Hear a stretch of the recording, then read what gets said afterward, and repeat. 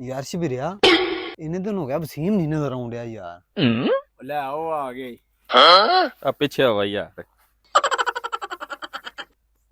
ਯਾਰ ਇੰਨੇ ਦਿਨ ਹੋ ਗਿਆ ਤੂੰ ਕਿੱਥੇ ਗਿਆ ਨਜ਼ਰ ਨਹੀਂ ਆਇਆ। ਉਹ ਯਾਰ ਜਾਣਾ ਕਿਤੇ ਹੈ। ਉਹ ਮਾਮਾ ਮੇਰੇ ਨਾਲ ਮਕਾਨ ਬਣਾਏ ਨਹੀਂ।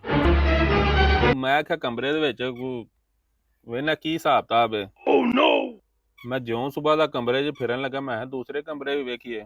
ਫੇਰ ਕੇ ਆ ਮੈਨੂੰ ਟਾਈਮ ਹੋ ਗਿਆ। ਉਹ ਦੂਜਾ ਕਮਰਾ ਹੀ ਨਹੀਂ ਮੈਨੂੰ ਲੱਭਾ, ਉਹ ਹੀ ਨਹੀਂ ਮੁੱਕਦਾ ਪਿਆ। ਮੈਂ ਫਿਰ ਰੱਖ ਕੇ ਆ ਗਿਆ।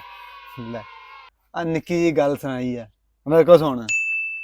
ਚਾਚੇ ਮੇਰੇ ਨਾ ਮਕਾਨ ਛੱਤੇ ਨੇ, ਠੀਕ ਹੈ। ਉਹਨਾਂ ਆਪਣੇ ਘਰ ਦੇ ਵਿੱਚ ਨਾ ਟ੍ਰੇਨ ਦੀ ਪਟਰੀ ਵਿਛਾਈ ਏ।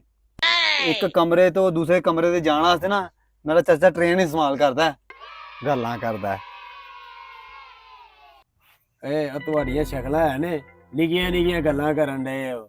ਮਾਮੇ ਮੇਰੇ ਨੇ ਮਕਾਨ ਬਣਾਏ ਨੇ, ਏਡਾ ਵੱਡਾ ਵਾਸ਼ਰੂਮ ਬਣਾਇਆ। ਉਹਨਾਂ ਨੂੰ ਪਾਕਿਸਤਾਨ ਦੇ ਵਿੱਚ ਜਗ੍ਹਾ ਨਹੀਂ ਲੱਭੀ ਗਟਰ ਬਣਾਉਣ ਵਾਸਤੇ। ਇੰਡੀਆ ਦੇ ਵਿੱਚ ਜਾ ਕੇ ਉਹਨਾਂ ਗਟਰ ਬਣਾਇਆ। ਸਾਰਾ ਗੰਦ ਇੰਡੀਆ ਦੇ ਵਿੱਚ ਡਿੱਗਿਆ। ਗੱਲਾਂ ਮਾਰਦੇ ਨੇ।